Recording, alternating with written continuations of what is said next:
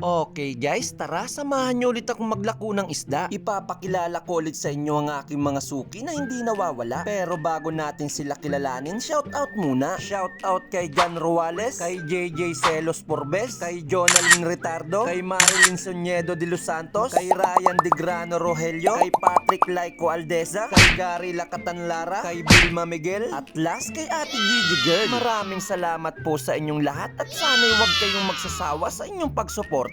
Tuloy-tuloy lang ang ligaya, lalong-lalo na po sa kama. At ngayon, tara, igagaya ko lang po itong isda. Meron po tayong fresh na lumahan, sariwang tilapyang aruyo, Batanggenyong tilapia, at bangus Maynila.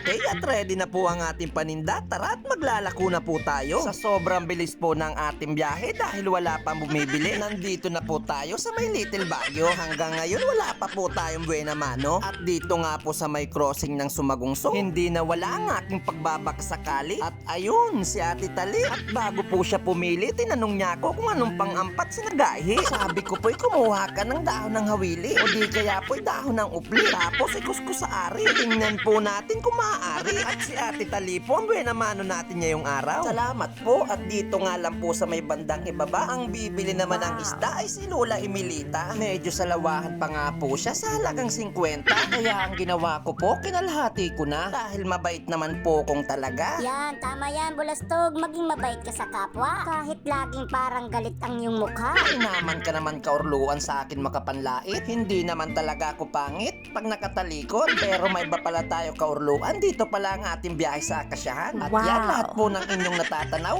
akin po lahat yan. At kung hindi po ninyo maitatanong, meron din po ako dyang palayan.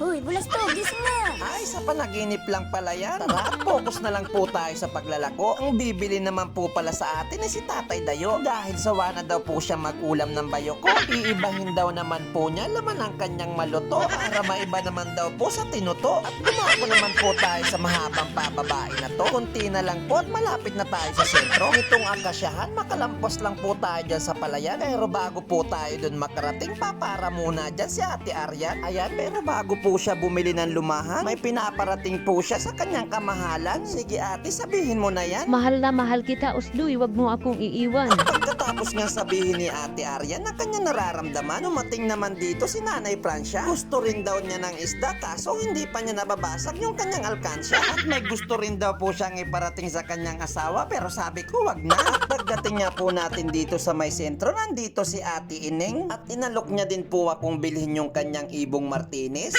Bukod daw po sa may huning matilis, kaya rin daw pong sumagap ng chismis. Abay, hindi ko po kinuha at baka isumbong ako niyan kay misis. Kaya dali-dali po akong umalis hanggang nadaanan ko na ito si Nanay Prising. At ang sabi po niya sa akin, ako daw po'y amoy lasing para daw pong nanununtok yung aking amoy. Ligo-ligo rin pag may time, Bulastog. Naliligo naman ako kaurluan. Itanong mo pa dyan kay Kuya Iping. Yun, nakaitim. Ang bibilin po pala dyan ni Kuya Iping, tilapyang itim. Tapos lalapit din dyan si Ate Ika. Ang gusto daw po niya ay bangus. Tapos lalahukan daw niya ng talbos para daw po lumakas yung kay mister niyang palos. Para pag sa gitna daw po ng laban, lagunos. At lalapit din po dyan si Kamaring. Ibibili daw po niya yung kanyang anak ng pangulam para hindi tamarin. Nandyan din si Kuya Alpa. Sige kuya, silip na dahil ngayon nyo na lang niya makikita. Magpaalam ka na po at iuulam na yan mamaya. Sabihin mo po babay. At dito lang din po sa may bandang unahan ng tapahan, nandito naman si Nanay Lorna. At bibilhin na po niya itong lumahang isang plastic. Tapos pag may nakita daw po akong nagtitinda ng pata, padaanin sa kanya saglit. Sabi ko naman po, Nanay Lorna, meron din po ako ditong pata. Patapik-tapik. At kung mapapansin nyo nga po, napakaputik dito ng daan. Kung taga rito po yung napangasawa ko, pag sinaktan ako, di ko nababalikan. At dito nga lang din po sa unahan ng putikan, nagkambibili na rin si Kuya Uming. Tapos sa may bandang unahan lang din po, bumili na rin po dito si Ate Claring. At makalampas lang po tayo dyan sa bahay na green. Ang papabilhin po nating last, ito si Kuya Husing. At hanggang dito na lang po ang ating palabas. Maraming salamat po sa mga nanood. At ako po ang inyong lingkod na si Bulasto. Thank you for watching. Bye-bye!